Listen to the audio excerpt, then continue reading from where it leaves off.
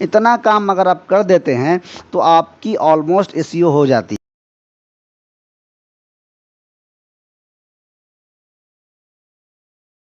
अक्सर बिगिनर्स का एक ही सवाल होता है कि सर हमने वेबसाइट बना ली, कस्टमाइज़ भी कर ली, सब कुछ कर लिया, कैटेगरीज़ वगैरह ऐड कर ली, लेकिन हम अब पोस्ट कैसे लिखें? एसईओ फ्रेंडली आर्टिकल कैसे लिखें?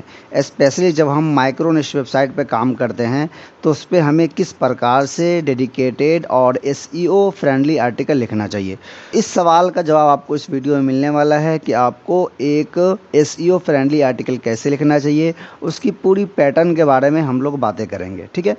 इससे पहले कि हम लोग वीडियो में आगे चलें, मैं आपसे फिर से कहना चाहूँगा कि अगर आप इस वीडियो में नए हैं तो वीडियो को लाइक करिए, चैनल पर नए हैं तो चैनल को सब्सक्राइब करिए और दोस्तों के साथ शेयर भी करिए, ठीक है।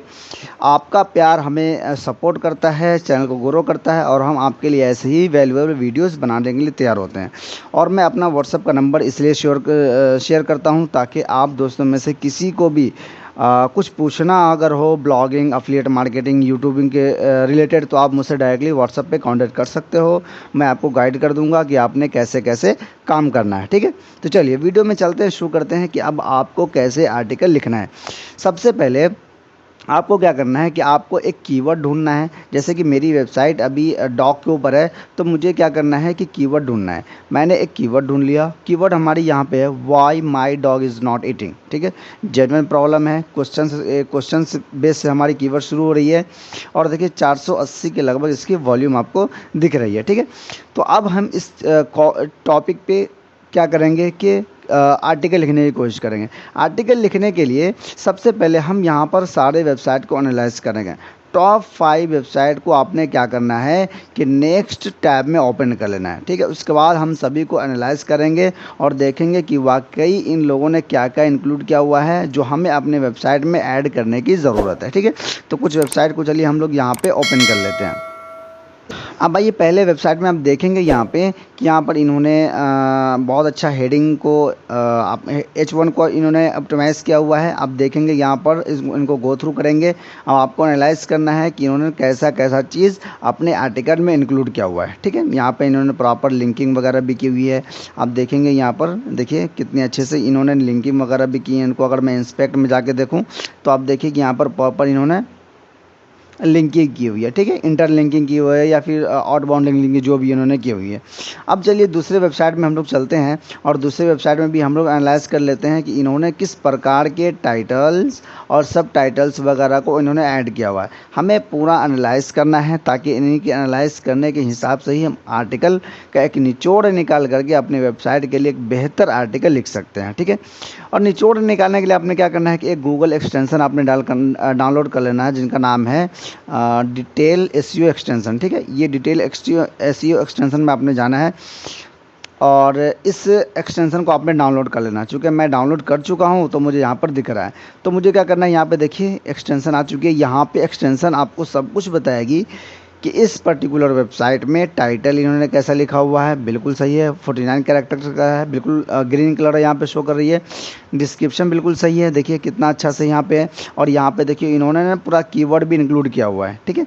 देखिए यूआरएल में भी अच्छे से इन्होंने ऑप्टिमाइज़ किया हुआ है, बहुत लेंदी यूआरएल भी नहीं है। कॉनिकल टैग वगैरह सब कुछ है। वर्ड अकाउंट लगभग 3875 के लगभग आपको यहाँ पर वर्ड आर्टिकल दिख रही है।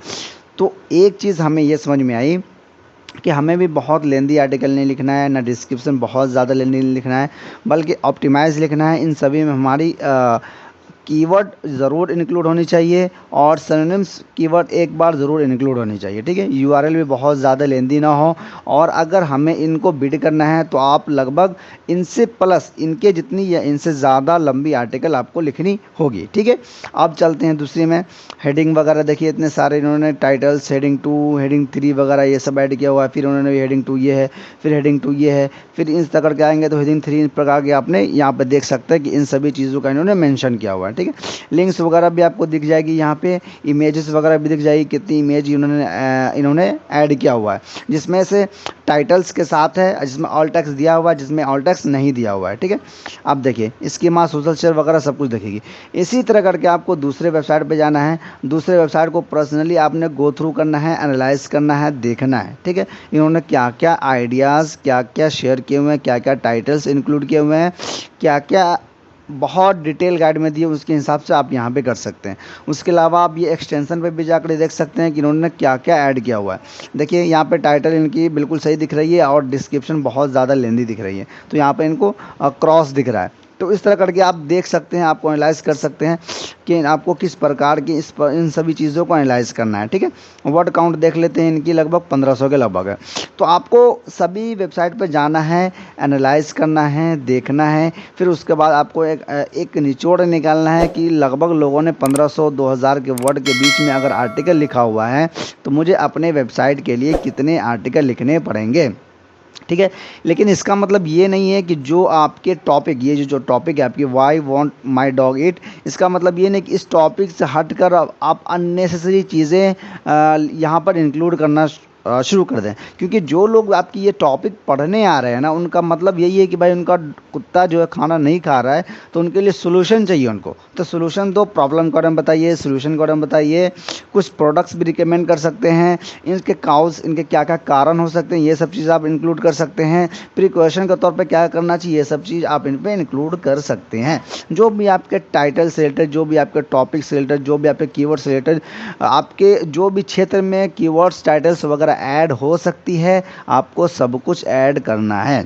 एक चीज़ याद रखना है कि जब आप सभी के वेबसाइट पे जाएंगे और एनालाइज करेंगे कि इन्होंने कितने प्रकार के, कितने वर्ड्स के आर्टिकल लिखे हैं, तो आपको इनके बीच का मिश्रण निकालना है और उसके अनुसार से आर्टिकल लिखना है। लेकिन कम से कम मेरी पर्सनल रिकमेंडेशन ये रहेगी कि आपको 1000 वर्ड्स से ज़्यादा के ही आर्टिकल लिखना है। देखिए गूगल तो कहता है कि अगर आपके आर्टिकल के 300 वर्ड भी आर्टिकल होगी तो भी हम एक्सेप्ट कर लेंगे और गूगल एडसेंस भी एक्सेप्ट कर लेंगे। लेकिन जितना छोटा रहेगा ना, उतना आप उसके अंदर कीवर्ड्स या फिर सिनोनिम्स कीवर्ड्स या फिर एलएसआई कीवर्ड्स आप उसमें ऐड नहीं कर सकते। ज़्यादा लंबी रहेगी तो भी तो ज़्यादा कीवर्ड्स उसके अंदर इंक्लूड कर सकते हैं, तो आपके रैंकिंग इनडायरेक्टली रैंकिंग फैक्टर भी हो जाता है वो, ठीक है। अच्छा, दूसरी बात यह है कि आपको ये चीज़, जैसे कि आपने कीवर्ड गूगल में ऐड किया, तो गूगल में ऐड करने के बाद जो भी आपको WH क्वेश्चन से शुरू हो रहा है, ठीक है, वॉय से शुरू हो रहा है, वेन से शुरू हो रहा है, तो इस प्रकार के कीवर्ड WH क्वेश्चन टाइप के कीवर्ड्स आपको देखो यहाँ भी आपको दिख रहा है और यहाँ भी पीपल आल्सो आस्क में भी दिख रहा है। तो इस प्रकार के कीवर्ड आपको अपने टाइटल में, जो आप आर्टिकल लिखेंगे उसके टाइटल में ज़रूर इंक्लूड होना चाहिए, ठीक है। इससे क्या है कि लोगों के मल्टीपल क्वेरी भी ऐड हो जाती है और आपको फीचर स्निपेट में जाने का मौका मिलता है, ठीक है। तो ये सब चीज़ आपको ध्यान देना है। गूगल सजेशन में भी जो भी आपको कीवर्ड आ रही है, उन सभी कीवर्ड का नेचुरली आपको इस्तेमाल करना है, अपने आर्टिकल में लगाना है। आर्टिकल मतलब बॉडी में भी लगा सकते हैं या फिर इन सभी का टाइटल, आप जैसे कि कीवर्ड लिख रहे हैं, इसका आपने अलग से एक टाइटल दे दिया, सेक्शन दे दिया और इस पर आपने डिटेल आर्टिकल लिख दी। फिर दूसरे में आपने ये टाइटल दे दिया S3 करके और उसके बाद आपने ये इनका डिटेल आर्टिकल लिख दिया। तो इस तरह करके भी आप दे सकते हैं। कुछ चीज़ें मैं आपको बता रहा हूँ जो आपको अपने आर्टिकल में ज़रूर इंक्लूड करना चाहिए, जैसे कि इमेजेस वगैरह अगर आप लगाते हैं तो आपको इमेजेस लगाने के लिए, एक मिनट बता रहा हूँ, यहाँ पे इमेजेस लगा रहे हैं तो इमेजेस में आपको अल्टर टेक्स्ट ज़रूर लगाना है। कीवर्ड में बहुत स्मार्टली कीवर्ड इंक्लूड करना है, आपको एकदम स्मार्टली कीवर्ड इंक्लूड करना है। हेडिंग को अच्छे से ऑप्टिमाइज़ करना है, ठीक है। बोल्ड और क्या कहते हैं इटैलिक, जैसे कि यहाँ पे देखिएगा क्या बोल्ड चीज़ वगैरह इंक्लूड किए, बोल्ड है, अंडरलाइन वगैरह कर सकते हैं। अगर इन्होंने इन सभी ने अगर वीडियो एम्बेड नहीं किया हुआ है तो आपने क्या करना है कि वीडियो भी एम्बेड करना है अपने आर्टिकल में। जैसे कि अगर मैं इसको यहाँ पे जाऊँ और मैं आपको ले चलूँ यूट्यूब में, और अगर आपके आर्टिकल है इंग्लिश में तो इंग्लिश वीडियोस आपने लेना है, और अगर आपकी आर्टिकल है हिंदी में तो आपने हिंदी आर्टिकल वीडियोस लेना है और उसको अपने वीडियोस में एम्बेड कर देना है, ठीक है। देखिए ये सेम चीज़, सेम प्रॉब्लम, ये इनका सोल्यूशन यहाँ पे ये बता रहा है। कोई ज़रूरत नहीं है इनके ऑनर से आपको इजाज़त लेने की, एटलीस्ट इनको भी व्यूज़ मिल ही रहे हैं तो आप इनके वीडियोस की लिंक को कॉपी करके अपने वेबसाइट में एम्बेड आप कर सकते हैं, ठीक है। इनसे इनकी भी फ़ायदा होती है और आपके विजिटर्स को भी फ़ायदा होती है और आपकी ओवरऑल फ़ायदा होती है कि जैसे ही वेबसाइट के थ्रू जब विजिटर्स वीडियोस देखते हैं ना, तो वीडियोस की व्यू तो बढ़ती ही बढ़ती है, लेकिन आपके वेबसाइट के थ्रू देख रही है तो आपके वेबसाइट में जो ठहरने की जो कैपेसिटी, लोगों के जो ठहरने का ड्यूरेशन जो होता है, जिससे बाउंस रेट भी कम हो जाता है आपकी वेबसाइट की। ठीक है, तो वीडियोस इम्बेड करना है टेक्स्ट में, अगर आप चाहें तो कलर वगैरह लगा सकते हैं। अगर मैं यहाँ पे चलूँ तो आप देखेंगे कि इसमें कलर वगैरह लग चुकी है, कुछ कुछ कलर्स वगैरह लिंक वगैरह में भी लगा चुके हैं भाई साहब। तो इस तरह करके आप लगा सकते हैं। ठीक है, बुलेट्स पॉइंट्स का इस्तेमाल कर सकते हैं। और आपने ध्यान देना है कि जो भी पैराग्राफ लिख रहे हैं तो ये पैराग्राफ बहुत ज़्यादा लंबी ना हो। जैसे कि ये भाई साहब 3 लाइन का 3.5 लाइन का पैराग्राफ लिख रखे हैं। ठीक है, तो इतने लंबे ज़्यादा पैराग्राफ भी आपको नहीं लिखने हैं, क्योंकि ये आपको मोबाइल में जब 3.5-4 लाइन के अगर दिख रहे हैं तो सॉरी, लैपटॉप पे अगर आपको इतने लंबे दिख रहे हैं तो मोबाइल में तो और छोटा लिखेगा। मोबाइल में इसका अगर 3 भाग करेंगे तो 4-12 लाइन का हो जाएगा। मतलब इनको 2 बार पूरा पेज स्क्रॉल करना पड़ेगा सिर्फ एक पैराग्राफ को पढ़ने के लिए, और अक्सर यूज़र मोबाइल के लिए होते हैं। तो आपको बहुत ज़्यादा लंबे लंबे पैराग्राफ नहीं लिखने हैं। ठीक है, एक बार और, जब आप अपने वेबसाइट के गूगल सर्च कंसोल में जाएंगे, अगर आपकी वेबसाइट नई है तो जाहिर सी बात है कि गूगल सर्च कंसोल में कोई भी डेटा शो नहीं करेगी। लेकिन आपकी वेबसाइट लगभग 15-20 दिन की भी हो गई है तो डेटा इकट्ठा होना शुरू हो जाता है। तो जैसे ही आपको यहाँ पे क्वेरीज दिखेगा, आपकी वेबसाइट गूगल सर्च कंसोल दिखाएगा कि आपकी वेबसाइट कौन कौन से कीवर्ड पर रैंक कर रही है और कितने सारे इम्प्रेशन आ रहे हैं। तो इस इम्प्रेशन के हिसाब से आपने इम्प्रेशन में फ़िल्टर कर देना है। जिस पर्टिकुलर कीवर्ड पे ज़्यादा इम्प्रेशन होंगे लेकिन क्लिक्स कम होंगे तो आपको उस कीवर्ड पर आपने काम ज़रूर करना है। उस कीवर्ड पर आपने उस पर्टिकुलर कीवर्ड पे आपने क्या करना है कि एक डेडिकेटेड पोस्ट भी बना सकते हैं अगर नहीं बनी है तो, और अगर बनी है तो उस पोस्ट को फिर से अच्छे से ऑप्टिमाइज़ करके ये सारे कीवर्ड्स और इससे रिलेटेड कीवर्ड्स अपने पोस्ट में ज़रूर इंक्लूड कर देना है। इतना काम अगर आप कर देते हैं तो आपकी ऑलमोस्ट एसईओ हो जाती है। उसके अलावा अगर आपने अपने वर्डप्रेस वेबसाइट पे योस्ट एसईओ या फिर रैंक मैथ आपने इंस्टॉल किया हुआ है तो वो सभी आप टूल आपको बता देते हैं कि आपके एसईओ फ्रेंडली आर्टिकल में कौन कौन सी चीज़ें की कमी है। उन सभी चीज़ों का बहुत ही आसानी से फिक्स कर सकते हैं। फिर आप देखेंगे कि कुछ ही समय में आपकी पोस्ट रैंक होना शुरू हो जाती है। ठीक है, तो चलिए वीडियो को एंड करते हैं। इस वीडियो में हमने बात करी कि हम कैसे एसईओ फ्रेंडली आर्टिकल लिख सकते हैं। ठीक है, आर्टिकल कैसे प्रॉपर लिखना है उसके लिए मैंने यहाँ पर 2-3 वीडियोस पब्लिश किए हैं जो आर्टिकल लिखने के ऊपर है। उन वीडियोस को जाकर देख सकते हैं, आपको बहुत अच्छी गाइड मिलेगी कि आपको कैसे कैसे आर्टिकल लिखना है। और अगर आप नई शुरुआत कर रहे हैं, आपको निश का कोई आइडिया नहीं है, तो मैं यहाँ पर 17-18 वीडियोस निश सिलेक्शन पर वीडियोस बना चुका हूँ। उन वीडियोस को गो थ्रू करेंगे तो आपको बहुत अच्छी आइडिया मिलेगी कि कौन कौन सी निश पे काम करने की पोटेंशियल है।